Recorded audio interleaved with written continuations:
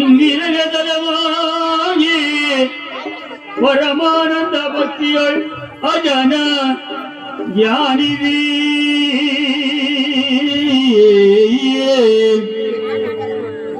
ವಂದಿಸುವೆ ಶಾರದೆಗೆ ಶಕ್ರಾದ್ಯಮರರಿಂಗೆರಗಿ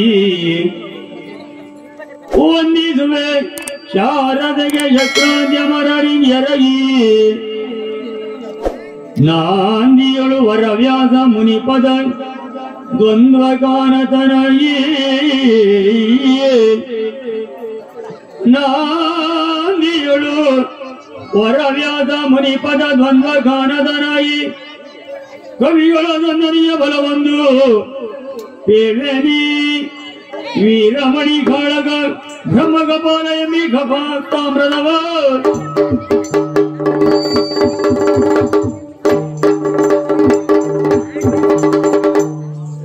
ತೈ ತೈ ತೈ ತೈ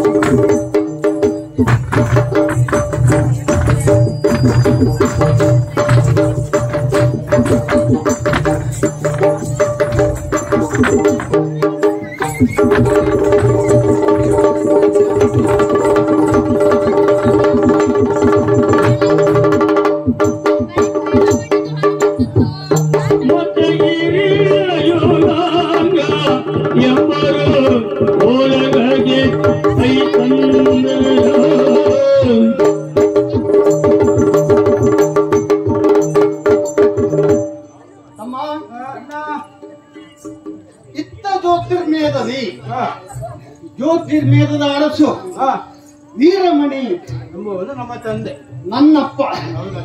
ವೀರಮಣಿಯ ಸಂಕೇತ ಏನು? ವೀರನಾಗಿಯೇ ಇರು.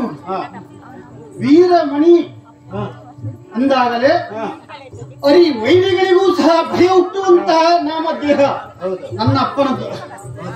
ಹಾಗಾಗಿ ವೀರಮಣಿ ಇರುವರು ತರಳರು ರುಕ್ಮಾಂಗ ಶುಭಾಂಗ ಎಂಬುದಾಗಿ ಈ ಹೊತ್ತು ಇಲ್ಲಿವರೆಯಾಗಿ ನಮ್ಮ ಪ್ರವೇಶ ಈಗ ನಿಲ್ಲು ಜನ ನಿಲ್ಲಬಾರದು. ಮುಂದ ಅನುಜಾತ ಕೇಳುಮ್ಮು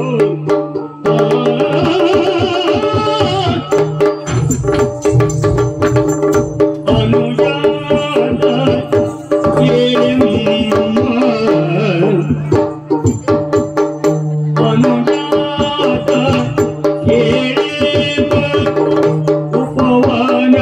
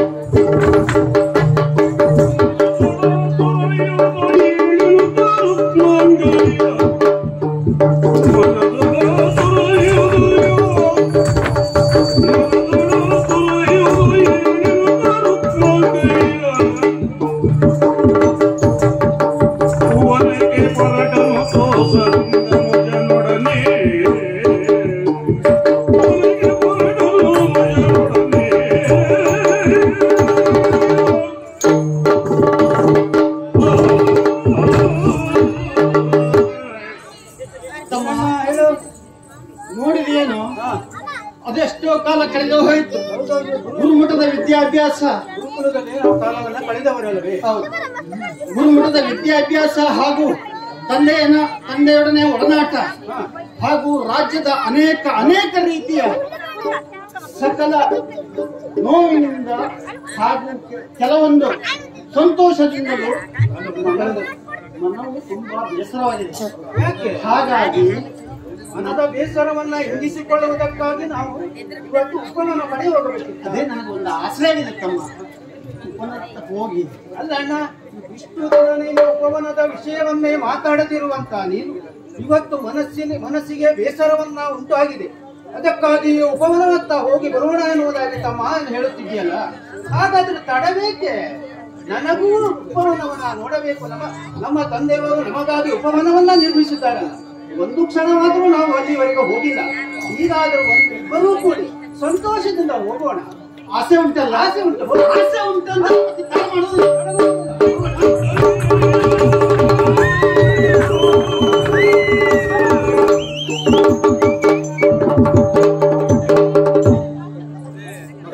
ಪರಿಗಿಸೋ ಸಹಜನಿ ಉಪವನ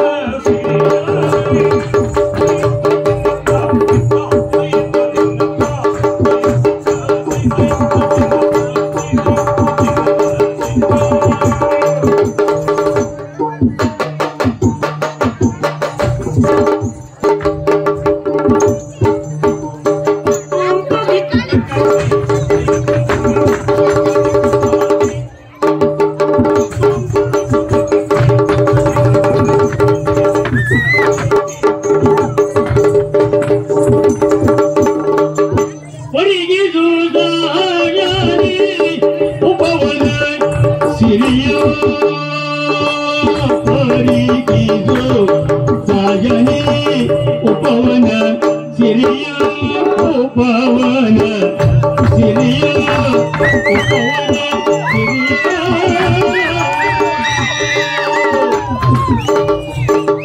ಪರಿಗಿಸೋ ಸಜಾ ಪರಿಗಿಸೋ ಸಹಜನಿ ಉಪವನ ಸಿರಿಯ ಉಪವನ ಸಿರಿಯ ಉಪವನ ಸಿರಿಯ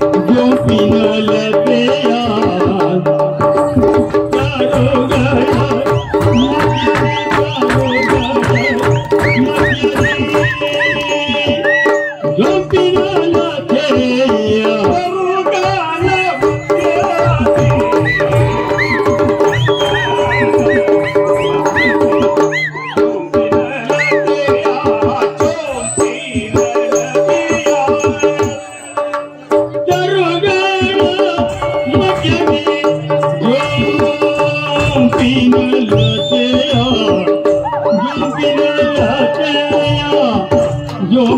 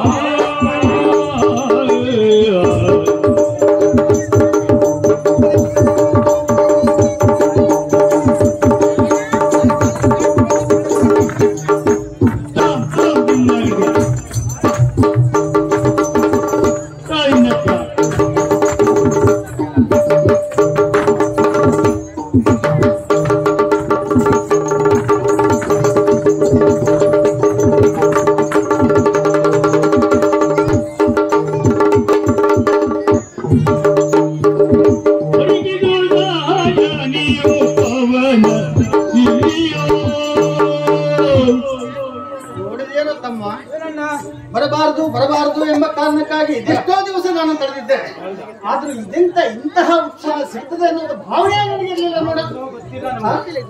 ಉಪವನದಲ್ಲಿ ಇಷ್ಟೊಂದು ಹೂಗಳು ಅರಳಿ ಮೊಗ್ಗು ಅರಳಿ ಹೂವಾಗಿದೆ ಅನ್ನೋದು ನಮಗೆ ಇನ್ನೂವರೆಗೂ ಗೊತ್ತಿಲ್ಲ.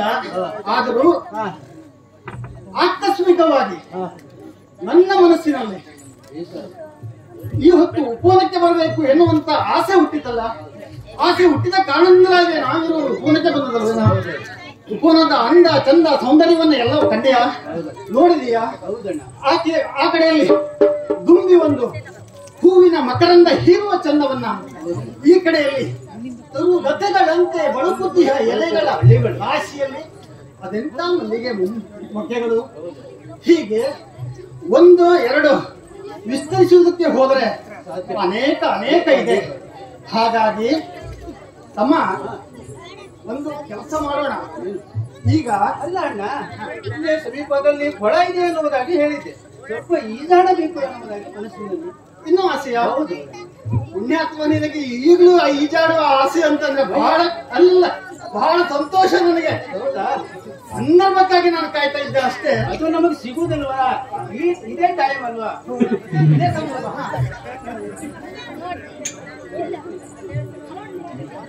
ಕುಮುದ ಕಲ್ಲಾರ ಶತಪತ್ರ ಶೋಭಿತ ಮಾಗ,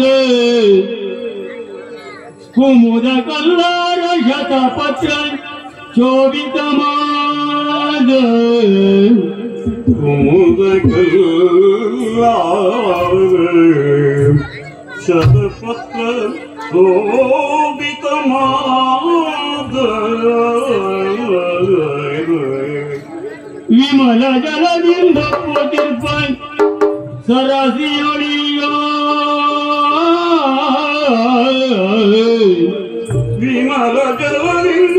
ತಿರುಪಾಯಂ ಸರಸೆಯೊಳಿಯ ಗಮಿಸುತ್ತಿಯ ಹೌದ ಕಾರಂಡೆ ಗಮಿಸುತ್ತಿಯ ಹೌದ ಕಾರಂಡ ತಿತ್ತಿರಿ ನಿಜಯ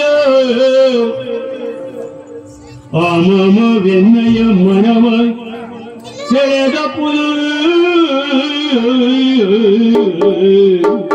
ಅಮಮ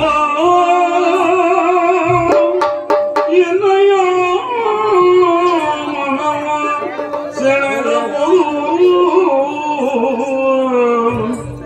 ಓರಾಮ ಅಮರೇಂದ್ರ ನನ್ನವ ಧಿಕ್ಕರಿಪುದು ಅಮರೇಂದ್ರ ನಂದನಾದ ಧಿಕ್ಕರಿಪುದುತ್ತಾಗಿ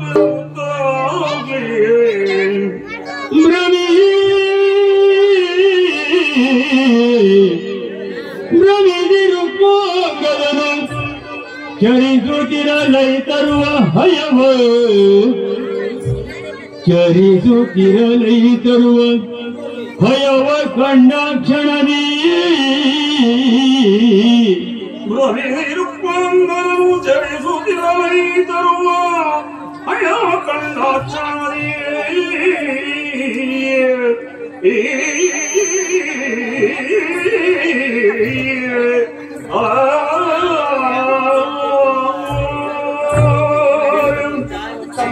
ಹೇಳೋಣ. ನೋಡಿದೆಯೇನೋ ಏನು ಉಪವನದ ಸಿರಿಯ ಸೊಬಗ ಎಲ್ಲವನ್ನ ವೀಕ್ಷಿಸಿ ಬರುತ್ತಿರುವಂತಹ ಸಂದರ್ಭದಲ್ಲಿ ಈಜುಕೊಳವನ್ನ ಸೇರಬೇಕು ಎನ್ನುವಂತ ನಿನ್ನ ಮನದಿಚ್ಛೆಯಂತೆ ಈಜುಕೊಳವನ್ನ ಸೇರಿ ಆಯ್ತು. ಈಜುಕೊಳದಲ್ಲಿ ಸ್ನಾನವನ್ನು ಮುಗಿಸಿದ್ದಾಯ್ತು. ಮುಗಿಸಿಯೂ ಹೀಗೆ ಬರುತ್ತಿರುವಂತಹ ಸಂದರ್ಭ ಅದು ನೋಡಿದೆಯೇನು ಇಲ್ಲಿ ಅದು ನೋಡಲಿ ಕೇವಲ ಒಂದು ಹಯ ಅಚ್ಚಿಂದಿತ್ತ ಅತ್ತಿಂದಿತ್ತ ಇತ್ತಿಂದತ್ತ ಅಲ್ಲ ಅಣ್ಣ, ಅದು ಸಾಮಾನ್ಯ ಹಯವಲ್ಲ.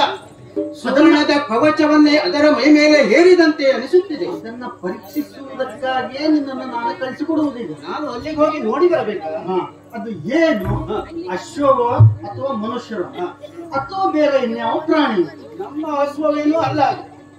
ನಮ್ಮ ಲಾಯದಲ್ಲಿ ಇರುವಂತಹ ಅಶ್ವ ಅದಲ್ಲ. ಹೊರ ದೇಶದಿಂದ ಬಂದಿರುವ ಅಶ್ವವೇ ಇರಬಹುದು. ತಡೆಗೊಳ್ಳುವುದಿಲ್ಲ ಅಣ್ಣ.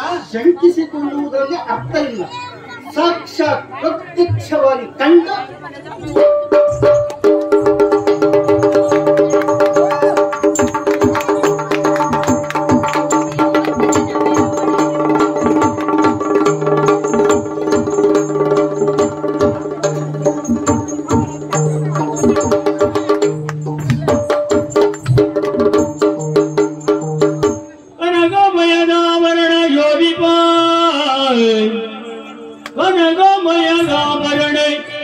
ಶೋಭಿಪ ಘನತರದ ವಾಜಿಯನ್ನು ಪರಿಗಿದೇ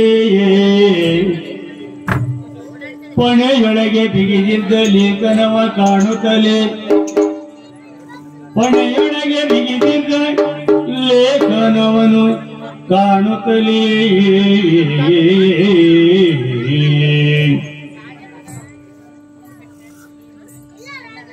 ಅಲ್ಲಿ ಓಡಾಡುತ್ತಿರುವ ಒಂದು ಹಸು ಅದು ಸಾಮಾನ್ಯ ಹಸುವಲ್ಲ. ಅದರ ಹಣೆಯ ಮೇಲೆ ಒಂದು ಲಿಖಿತವನ್ನ ಬರೆದಿದ್ದಾರೆ. ಅದನ್ನು ಈಗ ತೆಗೆದುಕೊಂಡು ಹೋಗಿ ಅಣ್ಣನಲ್ಲಿಗೆ ವಾಚಿಸಿ.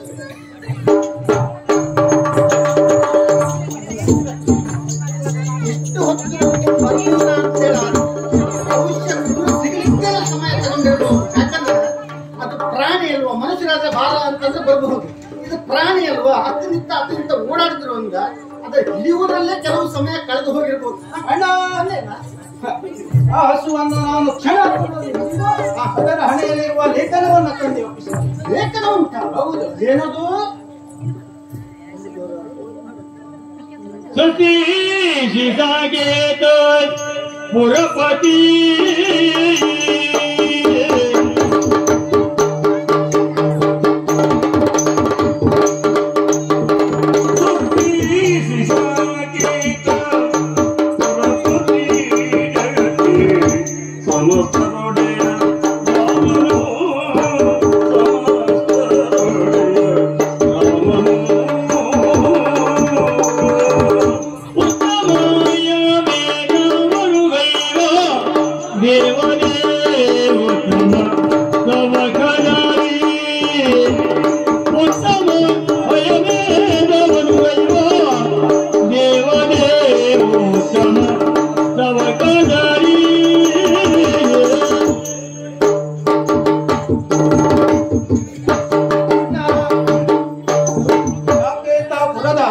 ಆಗಿರುವಂತಹ ರಾಮ ತನ್ನ ಬ್ರಾಹ್ಮಣ ಹತ್ಯೆ ದೋಷದಿಂದಾಗಿ ಆ ಹಸುವನ್ನು ಲೋಕವನ್ನ ಸಂಚರಿಸುವ ಬ್ರಹ್ಮ ಹತ್ಯೆ ದೋಷವನ್ನ ನಿವಾರಣೆಗೋಸ್ಕರವಾಗಿ ಈ ಹಸುವನ್ನ ಕಳಿಸಿದ್ದಾನೆ. ಅರ್ಥವಾಯಿತು ನನಗೆ. ಅಶ್ವಮೇಧದ ಯಾಗದ ಕುದುರೆ ಸಾಕೇತ ನಗರದಿಂದ ಇಲ್ಲಿವರೆಗೆ ಬಂದಿದೆ. ಬೆಂಗಾವಲಿಗಾಗಿ ಯಾರಾದ್ರೂ ಇರಬಹುದು, ಅಥವಾ ಬೆಂಗಾವಲಿಗೆ ಶತ್ರುಘ್ನಾದಿಗಳು ಬಂದಿದ್ದಾರೆ. ಲೇಖನದಲ್ಲಿ ಇನ್ನು ಬೇರೆ ಏನಾದ್ರೂ ಉಂಟಾ? ಇಷ್ಟೇಯ? ಬಲವುಳ್ಳವರು ಕಟ್ಟಿ ಕಾದಾಡಬೇಕಂತೆ, ಬಲಹೀನರು ಕಪ್ಪವನ್ನ ಒಪ್ಪಿಸಬೇಕಂತೆ.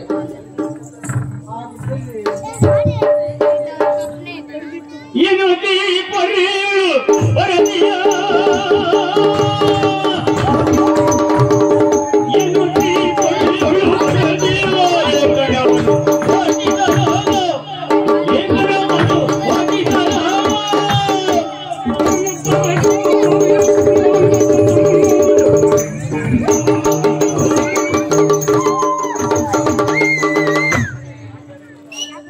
ಅಂತಿರುವಾಗ ಈ ಲೇಖನದ ವಾಕ್ಯವನ್ನ ಕೇಳಿದ ನಾನು.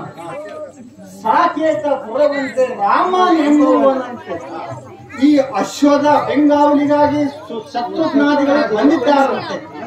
ಅಂದ ಮೇಲೆ ನಾವು ಅವರಿಗೆ ದಾಸರಾಗಿ ಸ್ವಲ್ಪ ಕಾಣಿಕೆಯನ್ನು ಕೊಟ್ಟು ಬಲಹೀನರಲ್ಲ.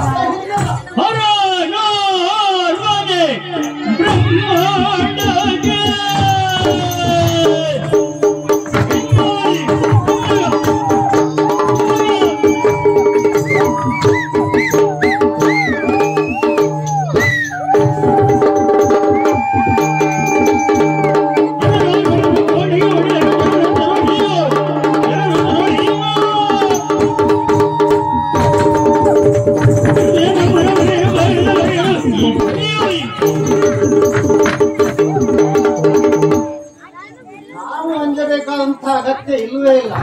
ನಮಗೆ ಅಂಜಿಕೆಯ ಅನಿವಾರ್ಯವೇ ಇಲ್ಲ. ಯಾಕೆ ಹೇಳು? ರಾಮನೆಂಬುವನಂತೆ ರಾಮಚಂದ್ರನಿಗಾಯಿತು, ಶತ್ರುಘ್ನಿಗಾಯಿತು. ಮಾನವನಿರಬಹುದು, ಆದರೆ ಮಾನವನಾದರೂ ನಮ್ಮ ಮನೆಯಲ್ಲಿದ್ದವ ಯಾರು? ತಂದೆಯ ಗಂಡನಾಗಿರುವಂತ ಪರಮೇಶ್ವರ ಮುಕ್ಕಣ್ಣ ಈಶ ನಮ್ಮೊಂದಿಗಿರುವಾಗ ಅಂಜಿಕೆ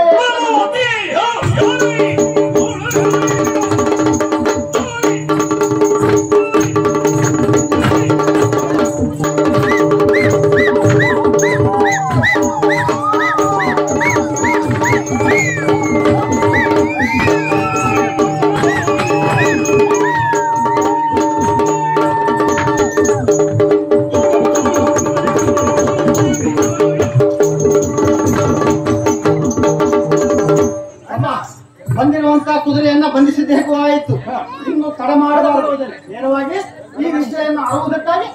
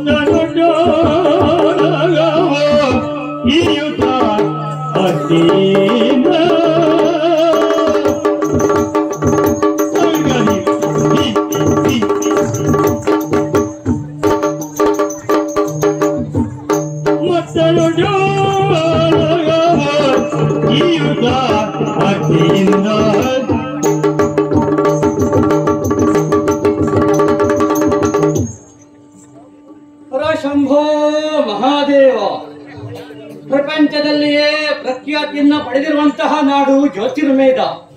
ವರ್ತಮಾನ ಕಾಲದಲ್ಲಿ ನಾಡನ್ನ ಆಡಿ ಅನುಭವಿಸುತ್ತಾ ಇರುವ ವೀರಮಣಿ ನಾಮಾಂಕಿತನಿದ್ದೇನೆ. ನನ್ನ ಹಿರಿಯರು ನನಗೊಪ್ಪಿಸಿರುವಂತಹ ಅಧಿಕಾರವನ್ನ ಅವರಾಡಿದ ನುಡಿಯ ಚಾಚು ತಪ್ಪದೆ ಪಾಲಿಸುತ್ತಾ ಇದ್ದೇನೆ. ನಮ್ಮಲ್ಲಿಗೆ ಈ ನಿಜ ಸಮಾಧಾನವನ್ನ ಹೊಂದಿದ್ದೇನೆ. ಈ ನನ್ನ ಸಾಂಸಾರಿಕ ಬದುಕಿನ ಕುರಿತು ವಿಚಾರವನ್ನ ಮಾಡಿದ್ರೆ ಆ ದಿಶೆಯಲ್ಲಿಯೂ ಸಹ ನಾನು ಸಂತೃಪ್ತನಿದ್ದೇನೆ. ಹಿರಿಯರು ಆಡಿದಂತೆ ಪಟ್ಟವೇರುವ ಮುನ್ನ ಪಟ್ಟದರಸಿಯನ್ನ ಮದುವೆಯಾಗಿ ಪಟ್ಟವೇರಬೇಕು ಎನ್ನುವ ನಿಯಮಕ್ಕೆ ಕಟಿಬದ್ಧನಾಗಿ ಅದನ್ನು ಪೂರೈಸಿದ್ದೇನೆ. ಇನ್ನು ನನ್ನದಾಗಿರಬಹುದಂತಹ ಸಾಂಸಾರಿಕ ಬದುಕಿನ ಕುರಿತು ವಿಚಾರವನ್ನ ಮಾಡಿದ್ರೆ ಇಬ್ಬರು ಗಂಡು ಮಕ್ಕಳನ್ನ ಪಡೆದಿದ್ದೇನೆ. ರುಕ್ಮಾಂಗ ಶುಭಾಂಗ ಎನ್ನುವ ಇಬ್ಬರು ನನ್ನ ತೋಳಿನ ಹಾಗಿರುವ ವೀರ ಪುತ್ರರನ್ನ ಪಡೆದಿದ್ದೇನೆ. ಅಷ್ಟೇ ಅಲ್ಲ, ಓರ್ವ ಮಗಳನ್ನು ಸಹ ಪಡೆದಿದ್ದೇನೆ. ಇಕ್ಷುಮತಿ ನಾಮಾಂಕಿತಳವಳು. ಹೆಣ್ಣು ಮಕ್ಕಳಿಂದ ಮನೆ ಬೆಳಗುತ್ತದೆ ಎನ್ನುವಂತಹದ್ದು ನಮ್ಮ ರೂಢಿಯಲ್ಲಿ ಒಂದು ಮಾತುಂಟು. ಅದು ಈ ವೀರಮಣಿಯ ಬದುಕಿನಲ್ಲಿ ನಿಜವಾಗಿ ಪರಿಣಮಿಸಿದೆ ಎನ್ನುವುದರಲ್ಲಿ ಎರಡು ಮಾತೇ ಇಲ್ಲ. ನನ್ನ ಮಗಳಾಗಿರುವಂತಹ ಇಕ್ಷುಮತಿಯ ತಪಸ್ಸಿಗೆ ಒದಗಿರುವಂತಹ ಪರಶಿವ, ಕೈಲಾಸವಾಗಿರುವಂತಹ ವಶಿಯಾಗಿರುವಂತಹ ಪರಶಿವ ನಮ್ಮ ಪುರದಲ್ಲಿ ನೆಲೆ ನಿಂತು ನಮ್ಮ ಪುರವನ್ನ ರಕ್ಷಣೆ ಮಾಡ್ತಾ ಇದ್ದಾನೆ. ಆ ದಿಶೆಯಲ್ಲಿಯೂ ಸಂತೃಪ್ತನಾಗಿದ್ದೇನೆ. ಇನ್ನು ನಮ್ಮ ಮಂತ್ರಿ ಮಾಂಡಲಿಕರು ಎಲ್ಲರನ್ನ ಒಡಗೂಡಿ ಅತ್ಯಂತ ಸಂತೋಷದಿಂದ ರಾಜ್ಯವನ್ನ ಆಳಿ ಅನುಭವಿಸುತ್ತಾ ಇದ್ದೇನೆ. ಹಾಗೆ ವಿಚಾರ ಮಾಡಿದ್ರೆ ನನ್ನ ಮಕ್ಕಳಾಗಿರುವಂತಹ ರುಕ್ಮಾಂಗ ಶುಭಾಂಗ ವನಕ್ಕೆ ಹೋದವರು ಇಷ್ಟೊತ್ತಿಗೆ ಬರಬೇಕಿತ್ತು. ಆದ್ರೆ ಇಷ್ಟೊತ್ತಾದ್ರೂ ಅವರು ಬರಲಿಲ್ಲ. ಅವರನ್ನ ಕಾಣದೆ ಬಹಳ ಹೊತ್ತಾಯ್ತು. ಅವರನ್ನ ಬರವನ್ನ ನಿರೀಕ್ಷಿಸುತ್ತಾ ಮಂಡಿಸ್ತೇನಂತ ನೋಡೋಣ.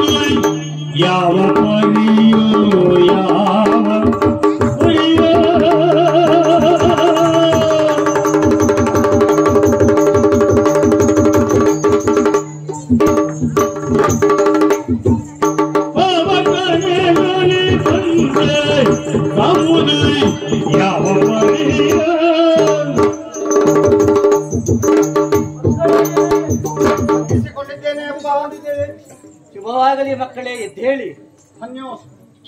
ಬಹಳ ಹೊತ್ತು ನಿಮ್ಮ ನಿರೀಕ್ಷೆಯಲ್ಲಿ ಇದ್ದವ ನಾನು. ವನಕ್ಕೆ ಹೋದವರು ನೀವು, ಈಗ ಬಂದಾರು ಅಲ್ಲ, ಇನ್ನೊಂದು ಗಳಿಗೆಯಲ್ಲಿ ನನ್ನ ಮಕ್ಕಳಲ್ಲಿ ಬಂದಾರು ಎನ್ನುವಂತಹ ನಿರೀಕ್ಷೆಯಲ್ಲಿ ತಂದೆಯ ಹೃದಯ ಮಿಡಿತಾ ಕಂಡಿತ್ತು. ಆ ಸಂದರ್ಭದಲ್ಲಿ ನೀವು ಸಭೆಯನ್ನ ಪ್ರವೇಶಿಸುತ್ತಾ ತಂದೆಯಾದವನಿಗೆ ಇದು ಸ್ವಾಭಾವಿಕ.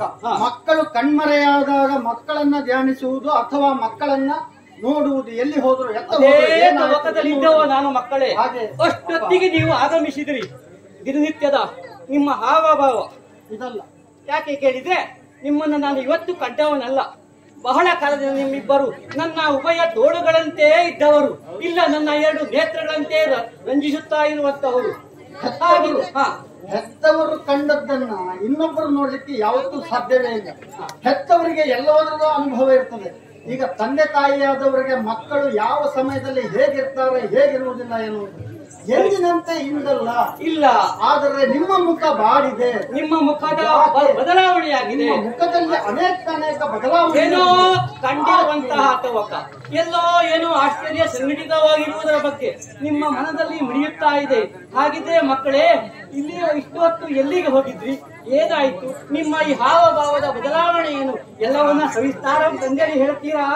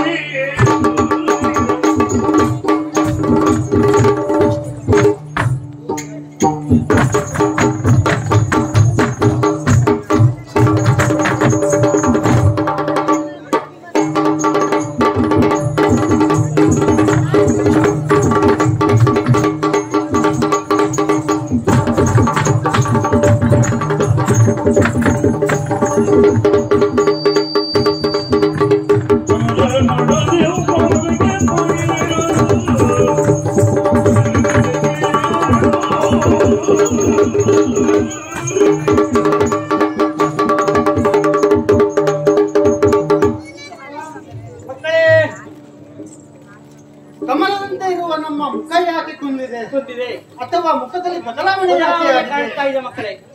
ಹಾಗಿದ್ರೆ ಅನೇಕ ದಿನದಿಂದ ಉಪವನಕ್ಕೆಂದು ಹೋಗಬೇಕು ಎನ್ನುವಂತ ಮಾದಾಸೆ ನನಗಿತ್ತು, ತಮ್ಮನಿಗೂ ಇತ್ತು. ಇರುವುದು ಸಹಜ. ಈ ವಯಸ್ಸಿನಲ್ಲಿ ಉಪವನ ಸಂಚರಿಸಬೇಕು ಎನ್ನುವಂತ ಆಶೆ ನಿಮಗಿರುವುದು ಅಪರಾಧವೇ ಅಲ್ಲ ಮಕ್ಕಳೇ? ಹಾಗಾಗಿ ನಾನು ಹಾಗೂ ನನ್ನ ಈರೋರು ಸೇರಿ ನೀವು ಈರೋರು ಉಪವನಕ್ಕೆ ಹೋದೆವು. ಅನೇಕ ಅನೇಕ ಅನೇಕ ಪುಷ್ಪ, ಹಣ್ಣು, ಹೂವು ಇತ್ಯಾದಿ ಇತ್ಯಾದಿ ಹಾಗೂ ಬರೆಯಲ್ಲ ನಮಗೆ ಹೋದ ಈ ಜಾಗ ಎಲ್ಲವೂ ಮುಗಿಯಿತು. ನಿಮ್ಮ ಮನ ತೃಪ್ತಿಯಾಯ್ತೇ? ತೃಪ್ತಿಯಾಯ್ತು. ತದನಂತರ ಹೀಗೆ ಇಚ್ಛಿಸ್ತಾ ನೋಡ್ತಾ ಇದ್ದೇನೆ. ನೋಡುತ್ತಿರುವ ಸಂದರ್ಭದಲ್ಲಿ ಒಂದು ಕುದುರೆ ನೀವು ಕಂಡ್ರಿ? ಅಲ್ಲಿ ಪ್ರತ್ಯಕ್ಷ ಕಂಡಿದ್ದೇನೆ. ಸರಿ, ಕುದುರೆಯನ್ನ ಕಂಡೆ. ನಮ್ಮ ಉಪವನವನ್ನ ಹಾಳಗಿಡುವುದಕ್ಕೆ ಬಿಟ್ಟಿರುವಂತ ಕುದುರೆ ಯಾರುತ್ತಿರಬಹುದು ಅಥವಾ ಬಿಟ್ಟವರು ಯಾರು ನೋಡುವ ತವಕ ಉಂಟಾಯಿತು. ಸರಿ, ಉಪವನ ಹಾಳು ಮಾಡುತ್ತಾ ಉಪವನ ನಮ್ಮದಾದ್ರೆ ನಮ್ಮ ಉಪವನ ನೋಡುವಂತ ತವಕ ಉಂಟಾಯಿತು. ತಮ್ಮನಲ್ಲಿ ಹೇಳಿದೆ. ನೀವು ತಮ್ಮನಲ್ಲೇ ಕಳಿಸಿಕೊಟ್ಟೆ. ತಮ್ಮನಲ್ಲಿ ಹೇಳಿದೆ, ತಮ್ಮ ಹೋಗು ನೋಡಿ ಬಾ, ನೋಡು ಕುದುರೆ ಯಾಕಾಗಿ ಬಂದಿದೆ ಎನ್ನುವುದಾಗಿ. ಆನಂತರ ಕುದುರೆ ಬರೇ ಕುದುರೆ ಅಲ್ಲ, ಅದು ಆ ಕುದುರೆಗೆ ಬಂಗಾರದ ಲೇಖನ ಉಂಟಂತೆ. ಕುದುರೆಗೆ ಸಾಗೇತ ಪೂರವಂತೆ ಯಜ್ಞ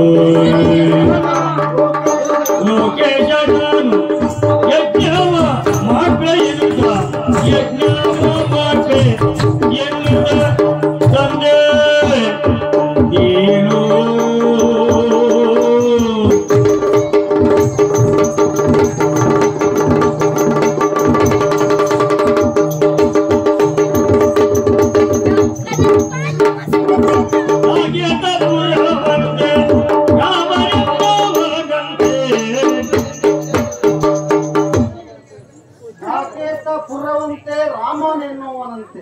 ಕುದುರೆ. ಹಾ. ಕುದುರೆಯ ಲೇಖನದ ಮೇಲೆ ಬರೆದಿದ್ದವು ಲೇಖನ ವಾಚನ. ಹಾ. ಹಾಗಾಗಿ ಹಾ. ನೋಡಿದ ನಾವು ಹಾ. ನಮಗೆ ರಾಮ ಆದ್ರೇನೋ ಭೀಮ ಅದೇನು ಪ್ರಾಯ ನಿಮ್ದು? ನಮ್ಮ ಪ್ರಾಯವೇ ಅನ್ಸುತ್ತೆ. ಸರಿ ಸರಿ. ಯಾರಿಗೂ ನಾವು ಅಂಜೂರಲ್ಲಿ. ಹಾಗಾಗಿ ಹಾ. ಏನೇ ಆಗಲಿ ಹಾ. ಬರುವುದಕ್ಕೆ ಒಂದು 5 ನಿಮಿಷ ತಡವಾದ ಬೇಸರ ಇಲ್ಲ. ಹಾ. ಕುದುರೆ ಎಲ್ಲ ಚಿಕ್ಕದು. ಹಾ. ಅಂತ ಹೇಳಿ ಕಳಿಸಿದ. ಒಳ್ಳೆ ಕೆಲಸ. ತಡ ಮಾಡಿ ನಾವು ಪುಣ್ಯಾತ್ಮ ಏನ್ ಮಾಡ್ದ? ಕ್ರೋಧ ಬಿಡ್ಲೇ ಇಲ್ಲ. ಕುದುರೆನ ಬಂದ ಬಿಟ್ಟ. ಗಟ್ಟಿ ಆಗಿ ಹೋಗಿದೆ.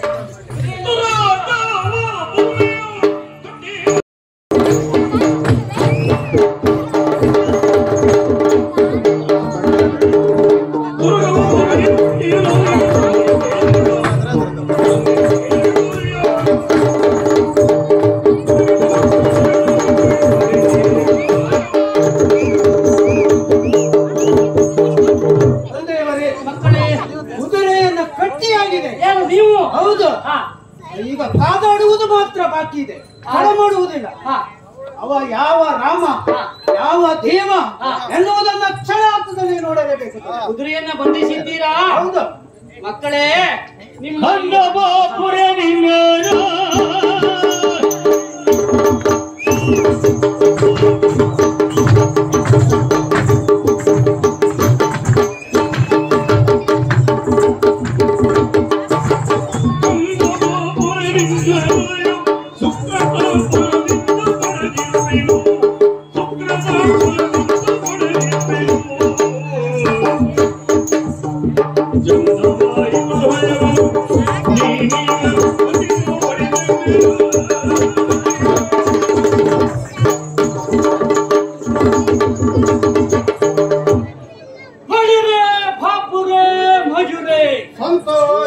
ನಿಮ್ಮ ಪರಾಕ್ರಮಕ್ಕೆ ಈ ತಂದೆಯಿಂದ ದೀರ್ಘ ಆಶೀರ್ವಾದ ಸಿಗುತ್ತಾ ಇದೆ.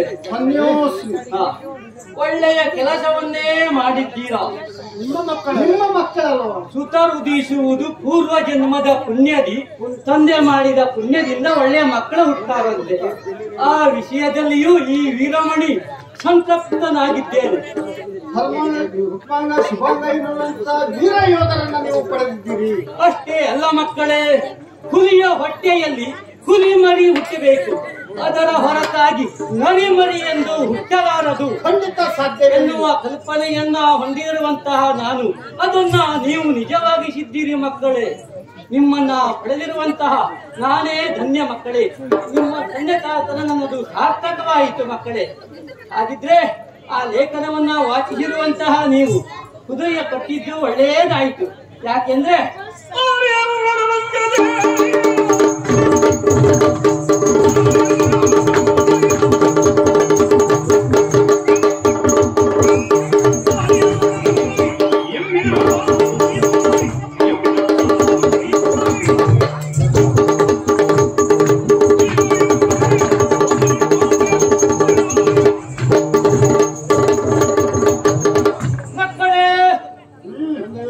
ಪರಾಕ್ರಮ ಎನ್ನುವುದು ಕೇವಲ ಸಾಧ್ಯತೆದವರಿಗೆ ಮಾಡಿ ಓದಿದಂತೂ ಅಲ್ಲವೇ ಅಲ್ಲ. ಖಂಡಿತ ಇಲ್ಲ. ನಾವು ಕ್ಷತ್ರಿಯರಿದ್ದೇವೆ, ವೀರ ಯೋಧರಿದ್ದೇವೆ.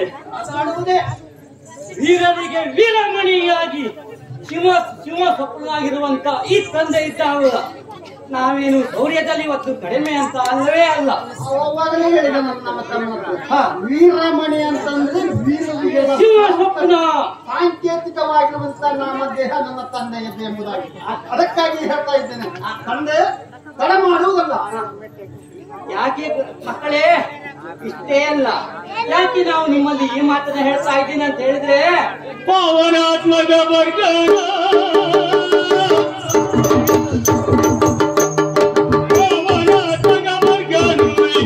ಎಮ್ಮ ಕುಲದೇವನ ಪೂಜಿಸುವೆನು, ಎಮ್ಮ ಕುಲದೇವನ ಪೂಜಿಸುವೆನು. ಯಾವ ಬಡವರೆನ್ನುವ ಸಂಗರದ ಹುಟ್ಟಿನೊಳಗಿನ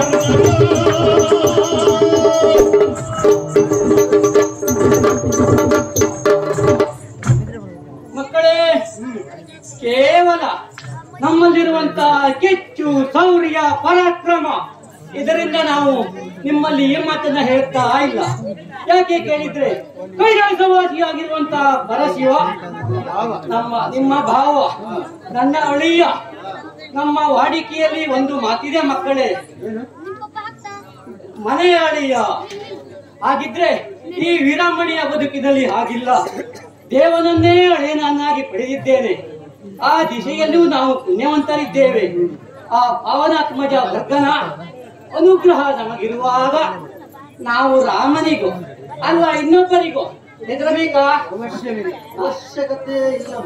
ನಿಜವಾಗಿಯೂ ಹಾಗಿದ್ರೆ ನೀವು ಒಳ್ಳೆ ಕಾರ್ಯ ಮಾಡಿದ್ರಿ. ಮುಂದಾಗಬಹುದಾಗಿರುವಂತಹ ಬಗ್ಗೆ ಚಿಂತಿಸುತ್ತಾ ನಿರೀಕ್ಷೆಯಲ್ಲಿರುತ್ತಾ ನೇರವಾಗಿ ನಮ್ಮ ಆಸ್ಥಾನವನ್ನು ನಾವು ಸೇರೋಣ.